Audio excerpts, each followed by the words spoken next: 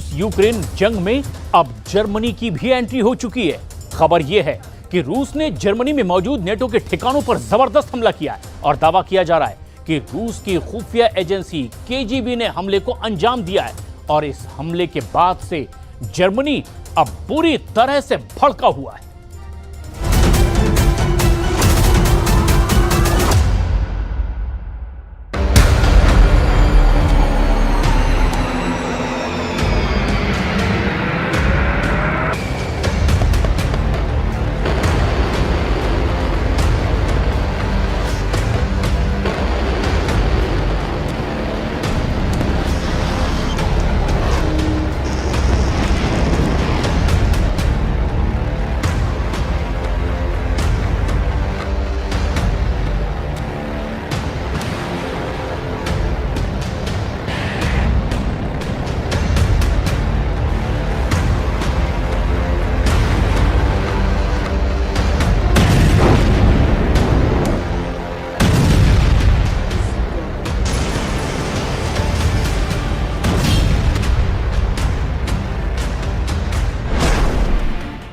रूस का जर्मनी पर पहला हमला, तीसरा विश्व युद्ध तय।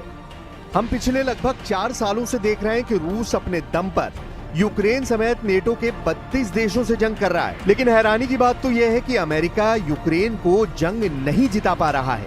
सबसे बड़ी बात यह है कि फ्रांस, जर्मनी, ब्रिटेन और अमेरिका की तरफ से यूक्रेन को मिले अरबों डॉलर के हथियार रूस के हमलों के सामने नाकाम हो गए हैं। ऐसे हालात में जर्मनी और ब्रिटेन दो ऐसे देश हैं जो रूस को हर हाल में जंग हराने पर आमादा हैं। द हेग में हुई नेटो समिट में भी ऐलान किया गया है कि रूस को हराने के लिए नेटो के सभी 32 देश मिलकर 5% ज्यादा पैसा रक्षा बजट पर खर्च करेंगे और अगले 10 सालों में रूस को तबाह कर देंगे। द हेग में हुई नेटो समिट में जैसे ही ये फैसला हुआ, उसके करीब 24 घंटे के बाद जर्मनी में नेटो के लड़ाकू वाहनों पर ऐसा हमला हुआ है जिसके बारे में दावा किया जा रहा है कि इस हमले के बाद तीसरा विश्व युद्ध भड़क सकता है। जरा इन तस्वीरों को देखिए और पूरी खबर को समझिए। क्या रूस ने जर्मनी के अंदर नेटो वाहनों को नष्ट कर दिया? क्या मॉस्को ने यूक्रेन की रणनीति अपना ली है? क्या रूस की केजीबी ने जर्मनी में नेटो के हथियारों पर हमला किया है? खबर के दावों के मुताबिक रूस ने नेटो पर हमले तेज कर दिए हैं। दावा किया जा रहा है कि जर्मनी के एयरपोर्ट में जर्मन सैन्य वाहनों को आग के हवाले कर दिया गया है। खबर के मुताबिक 26 जून को यूक्रेन की मदद के लिए रखे गए कई रायन मेटल ट्रकों को आग के हवाले कर दिया गया। इस हमले के पीछे रूस की केजीबी का हाथ माना जा रहा है। आग लगने से सभी ट्रक जलकर राख हो गए। एयरपोर्ट में लगी आग ने कम से कम 3 सैन्य रसद ट्रकों को नष्ट कर दिया। स्थानीय मीडिया और रक्षा विश्लेषकों का मानना है कि जर्मनी पर ये एक तरह से रूस का पहला हमला है। Российские вооруженные силы ведут успешные наступательные действия. Осознавая неотвратимость поражения, киевский режим делает ставку на террористические акты. Попытки затянуть военные действия за счет поставок Украине вооружений и наемников повышают угрозу дестабилизации, в том числе в самой Европе.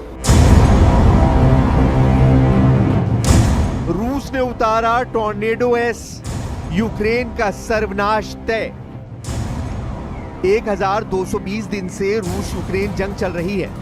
हालात ये हो गए हैं कि नेटो के 32 देश मिलकर भी यूक्रेन को जंग नहीं जिता पाए हैं। इधर लगभग 4 साल की जंग में ऐसा पहली बार हुआ है जब रूस पर आरोप लगाए गए हैं कि रूस ने नेटो देश जर्मनी पर हमला कर दिया है और उनके फौजी ट्रकों को जलाकर भस्म कर दिया है। इस हमले के बाद से जर्मनी और नेटो के 32 देश सख्ते में हैं। इस बीच रूस का क्रूर मिसाइल मिशन यूक्रेन की सुरक्षा को भारी पड़ रहा है। Advance Iskander M missile America निर्मित पैट्रियट प्रणाली को बुरी तरह से तबाह कर रही है, जबकि रूस tornado S rocket launcher smart हथियारों से यूक्रेनी ठिकानों पर हमला कर रहे हैं। यूक्रेनी वायु रक्षा ध्वस्त हो रही है और युद्ध का मैदान तेजी से बदल रहा है। जेलेंस्की ने अमेरिका से अधिक पैट्रियट मिसाइल मांगी है ताकि रूस का मुकाबला किया जा सके।